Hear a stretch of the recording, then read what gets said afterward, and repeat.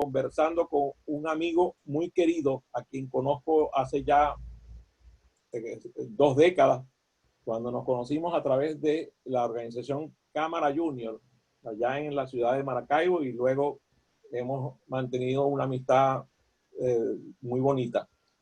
Bienvenido Alfredo Juncosa, una persona que además ha dedicado no solamente sus esfuerzos a ser un empresario de la industria de la seguridad, sino además ser un gremialista en ese sector, habiendo ocupado posiciones en tanto regionales como nacionales como internacionales en organismos que aglutinan empresas en el sector de seguridad. Bienvenido, Alfredo. Bueno, muchísimas gracias, Andrea, por la oportunidad de poder conversar con los amigos, quienes nos están observando por los diferentes medios y por quienes están acompañándonos aquí. Y para mí siempre es un gusto, de verdad, y agradezco mucho porque son oportunidades de vernos y de compartir, sobre todo en estos momentos donde el hacerlo que a lo mejor no es tan sencillo.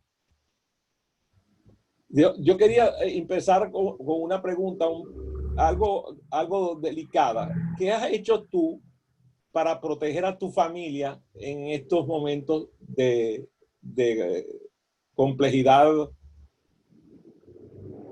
relacionada con la pandemia? Pero habría dos términos, ¿no?, que tendríamos que primero establecer cuando estamos hablando de protección y cuando estamos hablando de seguridad. La seguridad en principio es una sensación, ¿okay? La protección es una realidad. Luego, cuando en el área profesional hablamos de protección, generalmente estamos hablando de lo que es security o protección patrimonial, ¿okay?, protección de activos. Cuando estamos hablando de seguridad, por lo general se habla de safety, que está más vinculado a seguridad y salud laboral, higiene, eh, y el área médica, que obviamente en estos momentos pasa a ser la protagonista de toda esta situación que estamos viviendo. Bueno, principalmente estamos cumpliendo los protocolos, estamos saliendo exclusivamente a lo necesario, compras de algún medicamento, compras obviamente de supermercados, de alimentos, etcétera, y cumplimos todos estos protocolos que no los voy a detallar porque estoy seguro que muchos lo conocen y que son las recomendaciones generales que están dando cuando ingresamos a las residencias. Y adicionalmente creo que hay algo que es importante, que es protegernos desde el punto de vista psicosocial, ¿no? O sea, protegernos de los fake news, de todas estas noticias muchas veces alarmistas. Tenía la oportunidad en una actividad que se desarrolló el sábado hablando con un especialista en seguridad de información, que decía que ya los fake news están rondando en el Internet un 50-60% de lo que vemos en Internet es mentira, en pocas palabras. Entonces, creo que también es importante protegernos de eso, ¿no? Protegernos del estado emocional, de todos estos riesgos psicosociales, de la angustia, de las depresiones, que de alguna u otra manera también nos hacen vulnerables. Dime, precisamente una de las cosas que más nos preocupa es la abundancia de data en todos los aspectos. Acabas de mencionar, pues, tanto seguridad como protección, o sea, pero la verdad es que es abundante la data y un enorme porcentaje de esos data que circula alrededor del planeta es falsa. Así es. ¿Cómo actuar ante eso? ¿Cómo tener una fuente que sea confiable para obtener la data que nosotros necesitamos? Mira, básicamente hay dos puntos de vista. Hay el punto de vista del profesional de seguridad que lo que busca no es tener datos. Lo que busca es primero sí tener algunos datos, luego eso transformarlo en información, ¿ok? Tratar de validar esos datos, las fuentes, ¿ok? Y luego convertir eso en lo que se llama inteligencia, que es un término que muchas veces lo primero que se hace es vincularlo con temas de carácter policial y militar, que ciertamente los utilizan, es una herramienta, pero también lo es desde el punto de vista empresarial y por qué no decirlo que también desde el punto de vista ciudadano. Entonces, lo que tratamos es de que obtengamos ciertos datos, los transformemos en información, los validemos, crucemos los orígenes de las fuentes, y una vez que esa información la tengamos, la podemos analizar, veamos si es pertinente realmente, si es útil para las organizaciones, y qué valor agregado le está dando a la organización. En cuanto a los ciudadanos, sencillamente no es fácil. No es fácil porque hay una cantidad inmensa de fuentes que son, no son precisamente confiables, que son las que generan precisamente esta información falsa y que se presentan con unas imágenes muy atractivas, unas páginas web, por lo general vía internet, también muy atractivas, y con unos encabezados o títulos que llaman muchísimo la atención.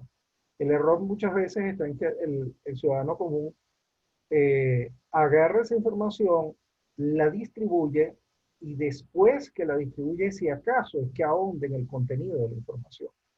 Entonces, sin querer, nos empezamos a convertir en multiplicadores y en facilitadores de estos individuos o estas organizaciones que con X motivos delictivos, políticos, ideológicos, etcétera, distribuyen esta información falsa. Entonces, en líneas generales, ¿de qué se trata? Tenemos todo el tiempo del mundo ahorita para nosotros revisar una información, validar la fuente, que sea una fuente confiable, ¿ok? Y, y leerla si realmente lo que dice el encabezado tiene que ver con su contenido y si ese contenido es coherente. Es muy fácil para en ciertos países que nosotros tengamos ciertos medios de comunicación que no son conocidos y que tienen ya cierta trayectoria. Esto no quiere decir que nos cerremos a las fuentes nuevas o a medios de comunicación nuevos, inclusive a personalidades, pero siempre hay que tener mucho cuidado y sobre todo mucho cuidado con el apresuramiento, con la angustia de disparar y compartir cualquier información. En el área de seguridad es algo que algunos saben que yo he venido llevando, si se quiere, como una cruzada, sobre todo en ciertas redes, en cuanto a no compartir información si no tiene la fuente.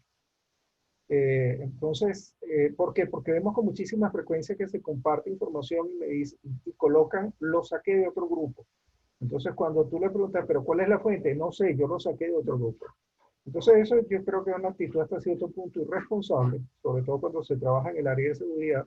Y sobre todo, acuérdense que toda información, toda inteligencia que nosotros en un momento dado recabamos, al final su principal objetivo es que nos facilite tomar decisiones. Si yo me Fíjate, manejo, fíjate que tengo que interrumpirte porque no quiero que te me vayas a salir de ese tema. Sé que es un tema que a mí me preocupa mucho, pero voy a aprovechar que estoy conversando con un amigo para hacer esto. El día de hoy hubo una conversación importante aquí a nivel de Washington en el cual se está buscando que los motores de búsqueda cambien, tengan una regulación por parte del gobierno, y al igual que tiene regulación la radio, la televisión y otros medios, porque resulta que estos medios están de su cuenta y los algoritmos que utilizan para los motores de búsqueda hacen que si alguien lee una información falsa, la tendencia por el algoritmo es que lea informaciones de la misma tendencia una tras otra y le vayan saliendo en el timeline de su motor de búsqueda. Tú hablabas, en una de tus intervenciones, hablabas sobre el peligro de la predicción del futuro en este renglón en el cual tú eres experto. Háblame un poco de esto. mira, predecir el futuro en este momento, yo diría que es temerario. ¿Por qué digo que es temerario? Sencillamente porque nosotros podemos tener, desde el punto de vista de la seguridad, ciertas aproximaciones de lo que puede suceder. Pero unas aproximaciones cuyas brechas reales pueden ser muy amplias, podemos acercarnos en ciertos momentos, pero pueden ser muy amplias. Por una razón muy simple, no tenemos información, ni siquiera datos, en algunos casos, confiables, reales de lo que está sucediendo, por ejemplo, en el tema de COVID-19.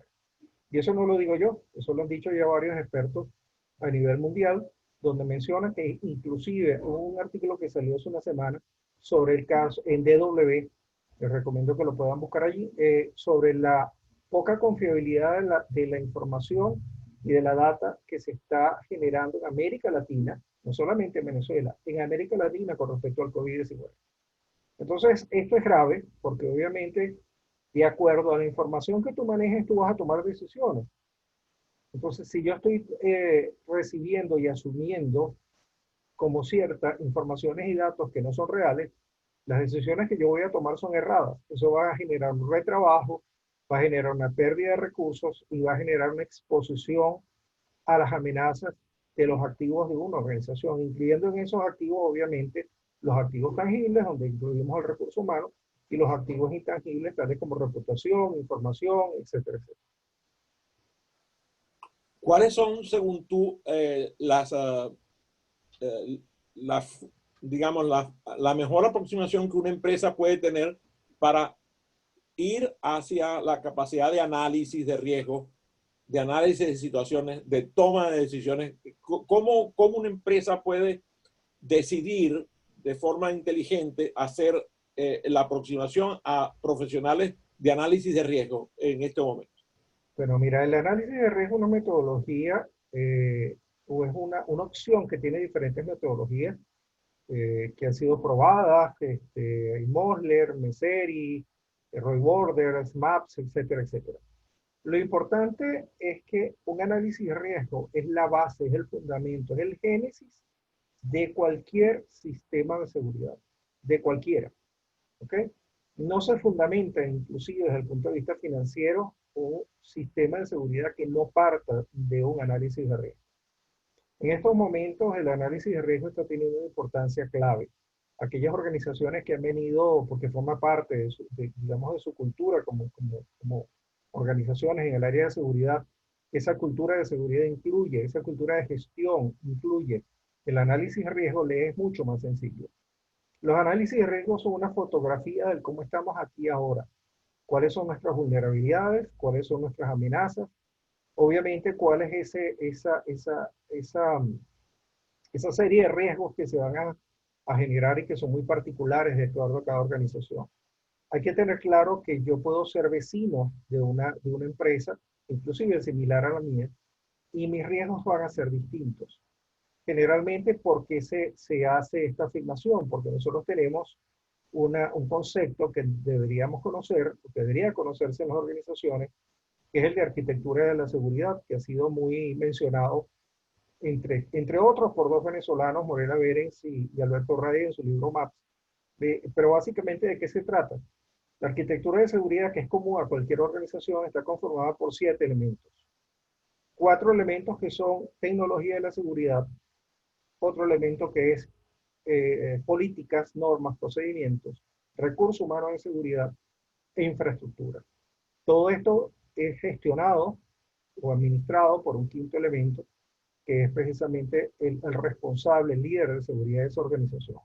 Alrededor de todo esto está lo que se llama la cultura organizacional, y por fuera de toda la organización está lo que se llama entorno.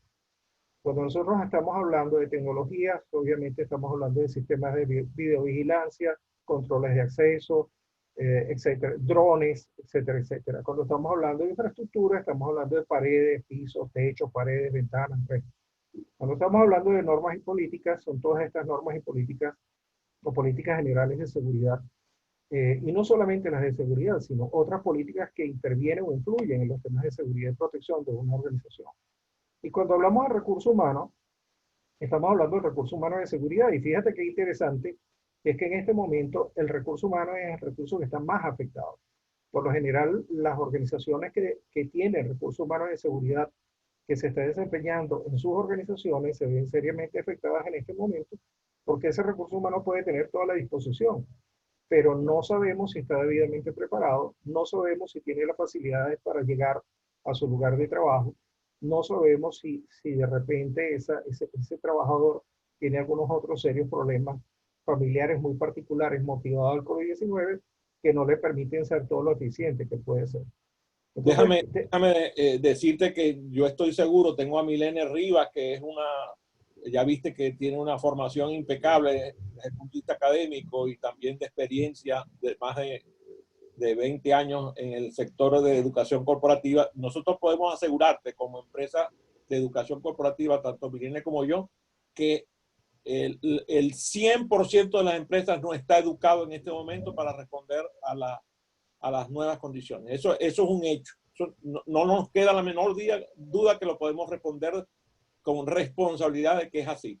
Que hay algunas que están mejor preparadas que otras, sí, pero casi el 100%, yo tendría que decir que el 100% de las empresas no están preparadas para vivir en estas condiciones que son desconocidas para la humanidad. Entonces, aquí me viene un tema, porque precisamente hablaba José Pablo, que él está en el sector entretenimiento, ese es un sector altamente golpeado por la pandemia. También lo está el sector petrolero, petroquímico, está el sector aviación. Y precisamente el día de ayer estuve viendo un simulador de cómo se están imaginando las líneas aéreas que va a ser el tiempos y movimientos para ingresar pasajeros a un avión y estar en un avión. Y es simplemente, yo lo considero hoy, de lo que yo vi, ese negocio no va a funcionar, porque lo que vi fue una locura. Y hoy en la televisión salieron varios ejercicios realizados aquí en Maryland, aquí en el estado de Maryland, donde yo vivo, para acudir a restaurantes con sistemas de prevención de espacio vital entre la gente, y era realmente ridículo. Era una cosa que era, que eso nadie va a vivir así, no puede ser. Entonces, yo quisiera que tú me hablaras porque tú lo estuviste conversando con respecto a estos negocios que están altamente impactados por la pandemia. ¿Cómo tú ves que eso va a ser desde el punto de vista de tu negocio? Mira, desde el punto de vista de seguridad, obviamente la industria de la seguridad se va a ver impactada igual como se ven impactadas otras industrias, ¿no?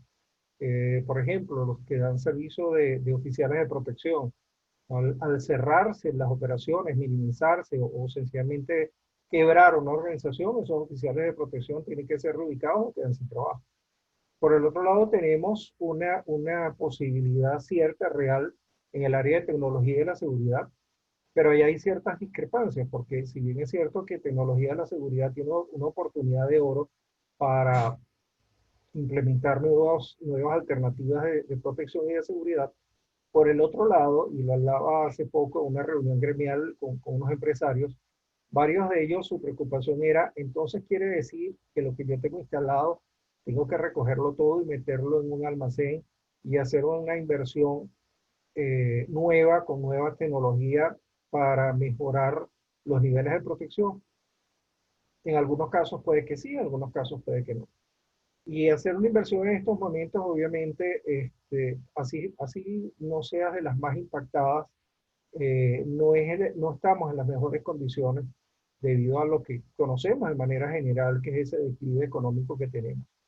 Entonces, en el área de seguridad, fíjate que tenemos a alguien de Costa Rica, según estábamos comentando, que se dedica al sector de entretenimiento.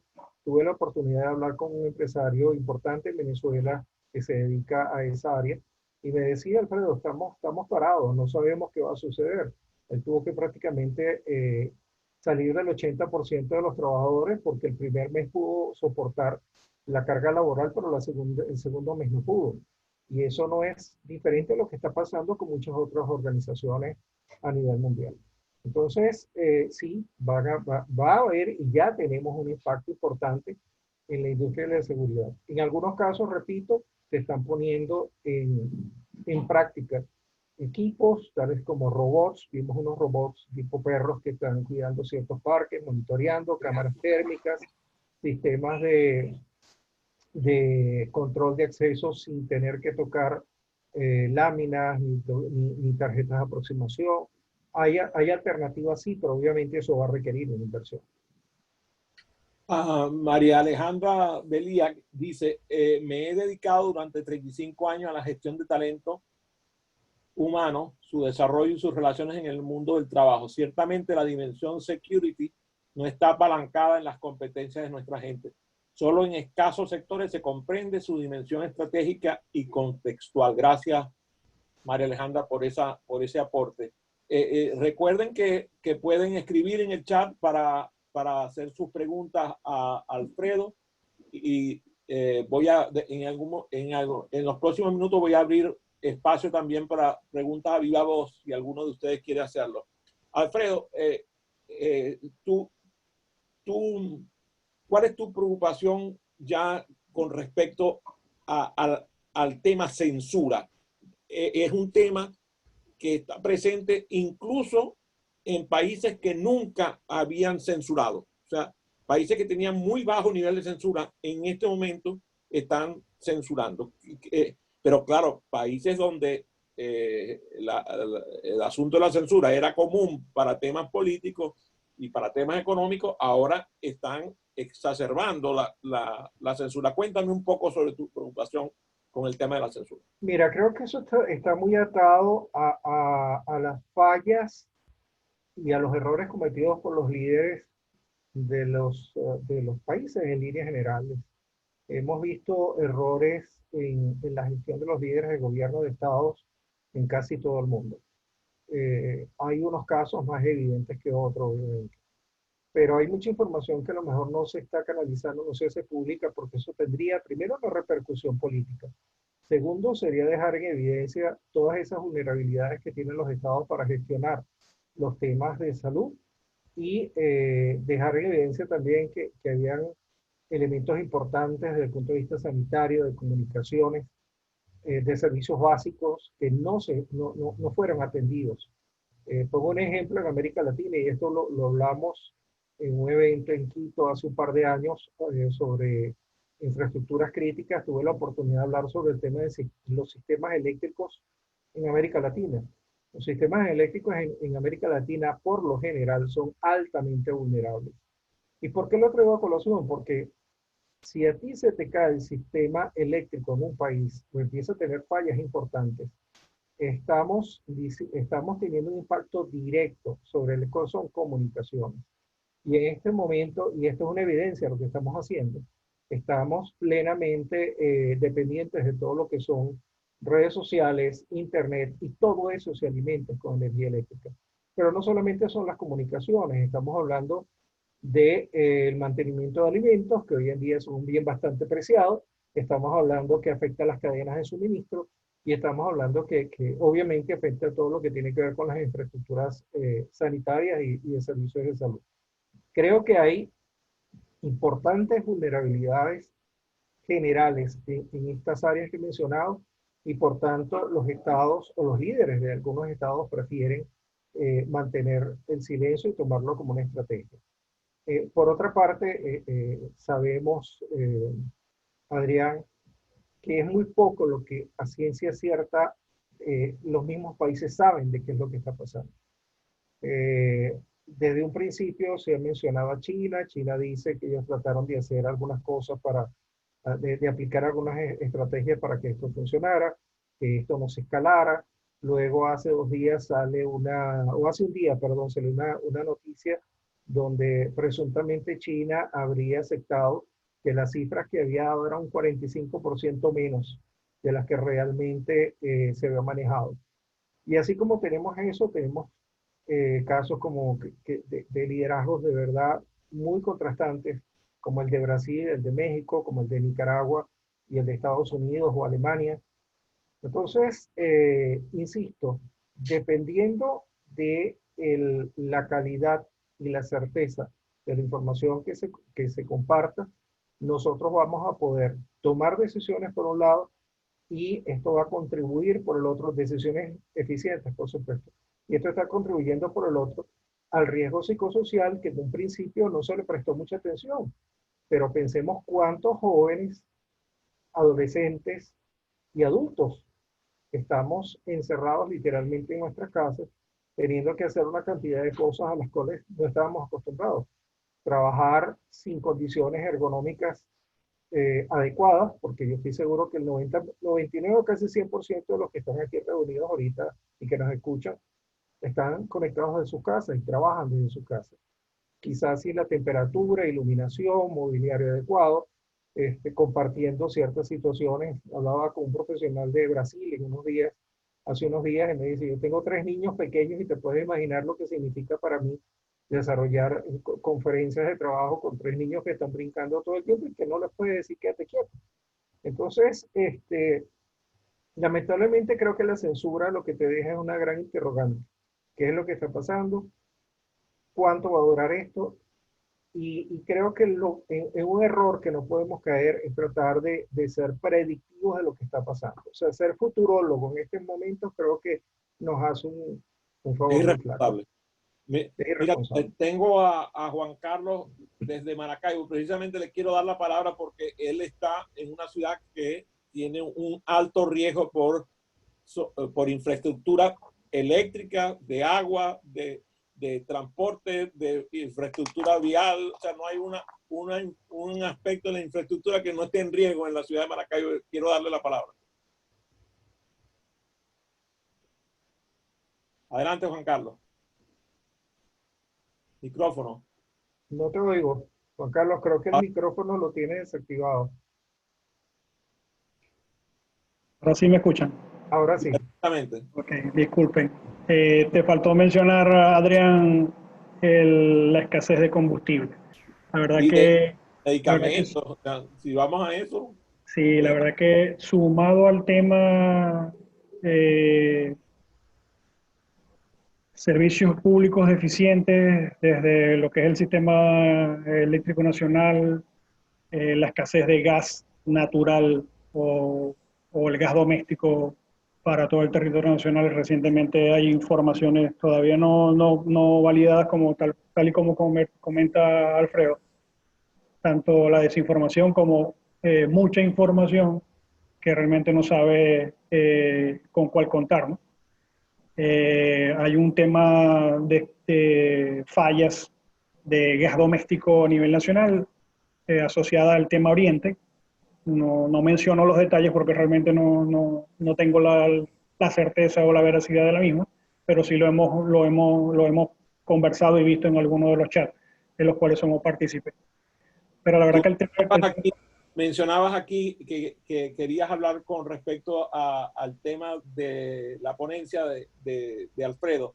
sí, básicamente mencionaba el tema de combustible asociado a todas las precariedades que estamos viviendo acá en el estado Zulia y a nivel Táchira también, ¿no? Y de las cuales Alfredo es muy conocedor eh, con base a la realidad actual de este complejo escenario. Y asociado al complejo escenario y al título de la ponencia o tu ponencia de hoy, Alfredo, quería que nos hablaras un poco de aquellas disciplinas o áreas de las organizaciones que intervienen o deben intervenir a los efectos de la implementación de los planes de continuidad de negocio.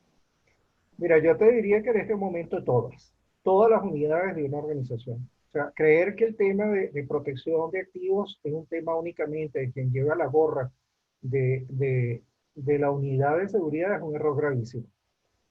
Esto tiene que ser un tema que se gestione desde un punto de vista multidisciplinario. Aquí tiene mucho que decir legal, recursos humanos, comunicaciones corporativas, seguridad y salud laboral, y por qué no, los sindicatos y los delegados, los comités de seguridad y salud laboral, ¿okay? Contratistas, clientes y hasta las comunidades. O sea, esto no es un tema que podemos manejarlo nosotros solos desde el punto de vista de seguridad. A lo mejor yo quiero hacer algo desde el punto de vista de protección y sale el servicio médico y me dice, mire, eso no es posible de hacer en este momento. O quiero hacer algo y sale el responsable de la unidad de legal y me dice, no es lo más recomendable. O decidimos establecer una estrategia para proteger a nuestro personal y es una oportunidad para que de repente la unidad de comunicaciones corporativas pueda no solamente hacerlo conocer a los trabajadores, sino también a los contratistas, a los clientes y a la comunidad, porque obviamente también hay que decir esas cosas buenas que se estén haciendo, no solamente para quedar bien con el resto, sino para motivar al resto de la gente y saber que tienen una organización que está atrás trabajando en conjunto para lograr los objetivos de la organización.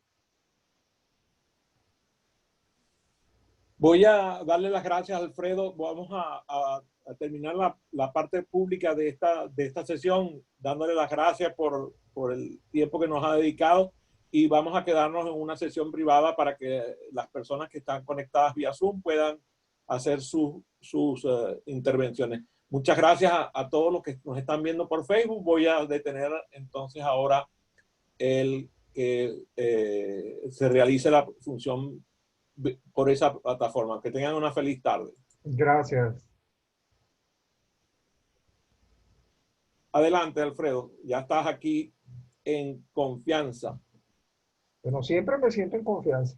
Sí, pero bueno, no es lo mismo Bueno, con estar, más confianza todavía. no es lo mismo estar así abierto al público. A ver, estoy abriendo las posibilidades para que cada uno de ustedes pueda intervenir, si quieren hacerlo por escrito. José Marulanda dice, Adrián, Alfredo, todos debo retirarme. Ah, gracias, José Marulanda. Gracias Gracias, por José. interesante. Espero la próxima. Claro, claro, mi querido coronel. Adelante, estoy abriendo el micrófono para ustedes. El que quiera abrir el micrófono puede hacer su pregunta o puede escribirnos. Dice aquí, vamos a ver, tengo yo una pregunta aquí por el chat. Me pregunta desde Orlando, Florida, me pregunta, en los espacios públicos, así como Disney World, se está viendo una apertura y eso me tiene muy asustada. ¿Qué opinas respecto a abrir espacios públicos de entretenimiento como masivo, como el caso de Disney World o similares? Bueno, primero yo tendría que dar mi opinión desde el punto de vista de protección, no desde el punto de vista de seguridad o safety. ¿Okay? No soy, conozco del área, estuve casi 10 años trabajando en ese sector, pero decidí que tenía que dedicarme o a protección o a seguridad.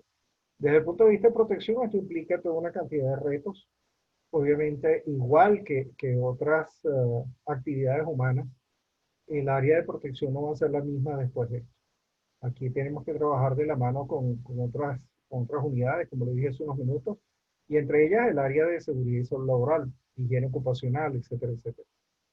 Creo que nosotros vamos a tener que, o ya de hecho, ya se están implementando algunas tecnologías que ayudan a monitorear ciertos indicadores en las personas en ciertos entornos, tales como temperatura principalmente.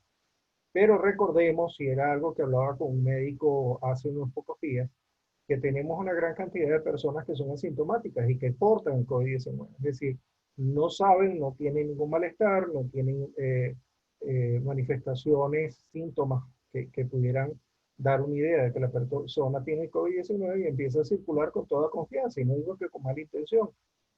Entonces, las posibilidades de contagio pudieran ser elevadas.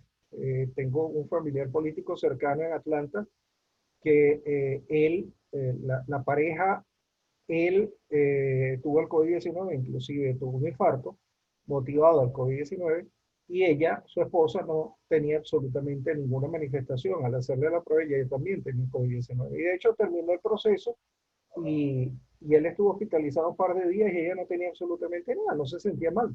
Entonces, son detalles, este es uno de los tantos detalles que deberíamos considerar antes de abrir ciertos espacios públicos.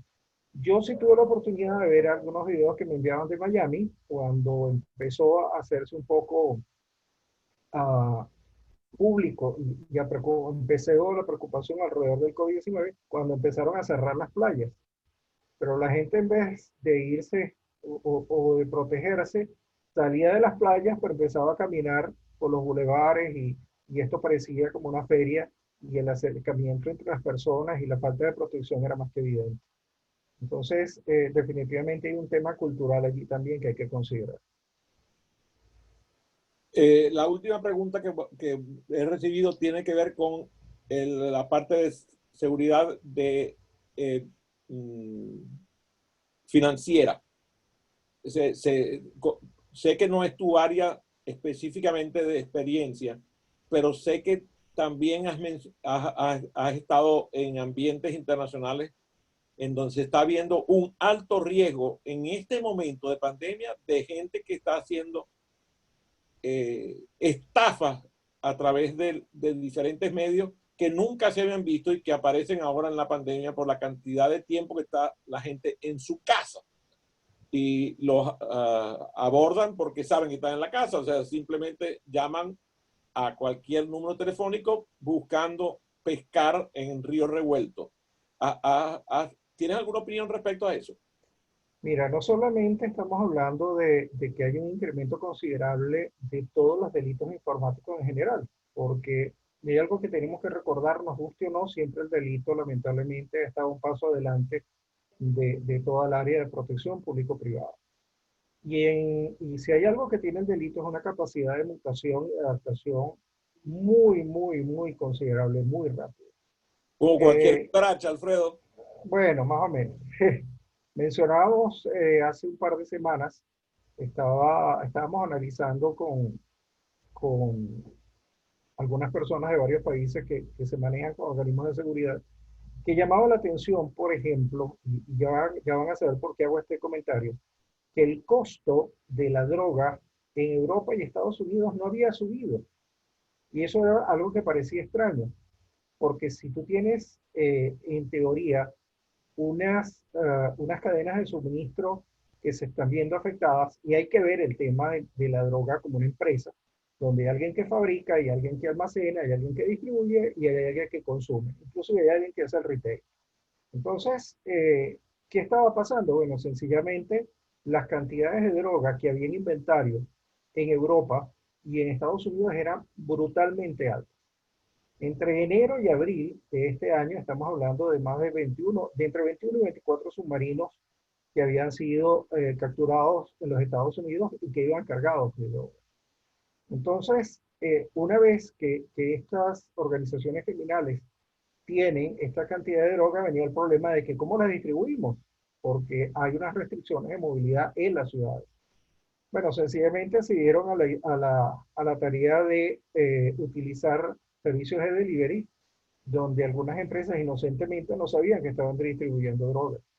Y por el otro Entrega a lado, domicilio, pues. entrega a domicilio. Y había algunas que sí lo estaban haciendo con todo el conocimiento del caso.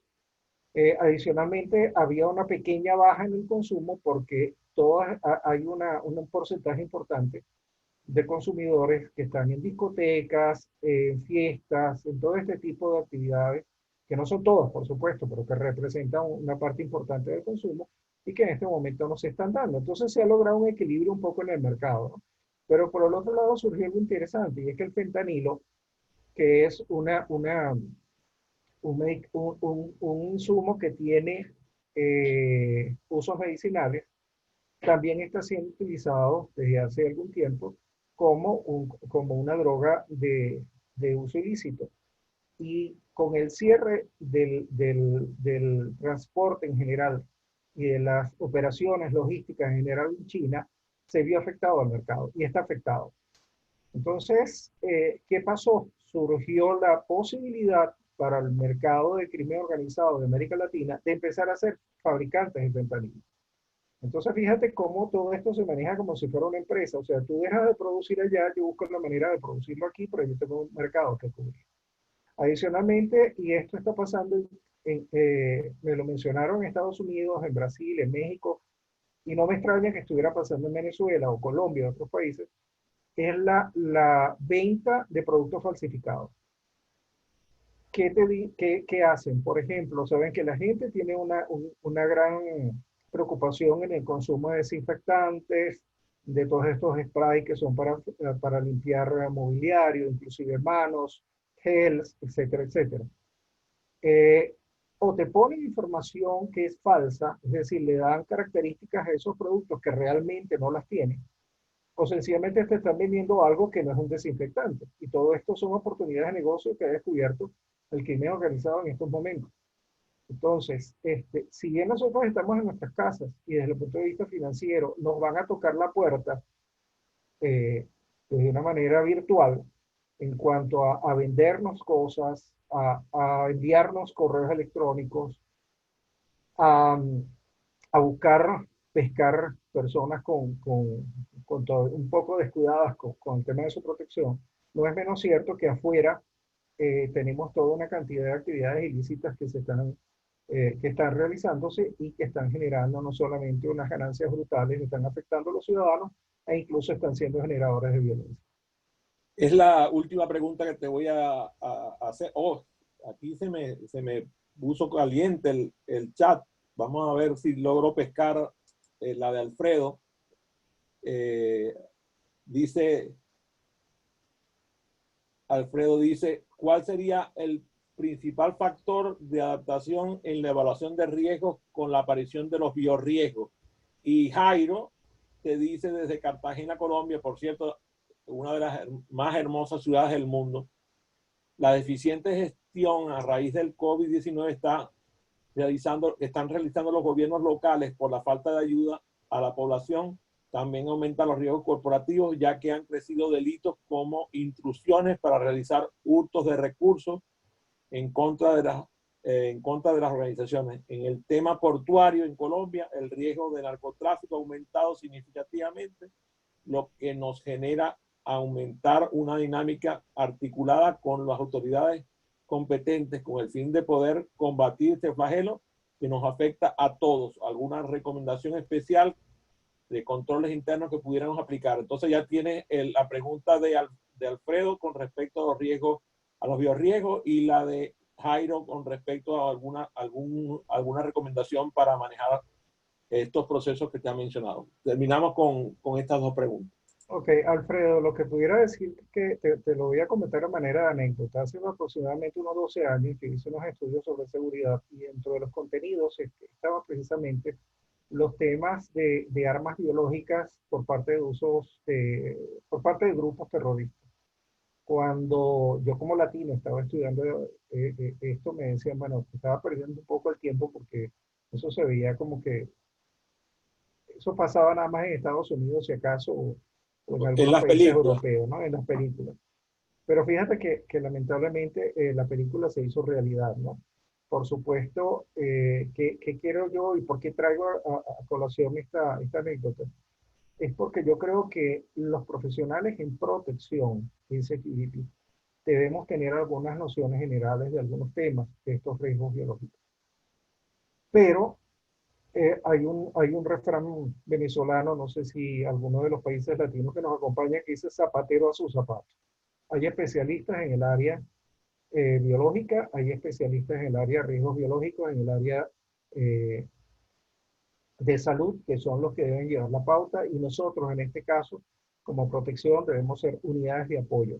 Pero obviamente esos son áreas en las cuales ellos son los que manejan y son los que pueden darnos las mejores recomendaciones. Por eso creo que debemos ser muy prudentes y yo diría que muy humildes en el tipo de recomendaciones que demos sobre eso. Hay una inundación de información sobre estos temas, sobre mascarillas, sobre geles, sobre túneles, sobre toda una cantidad de cosas. Y yo creo que hay que esperar que sean los especialistas quienes nos den las recomendaciones.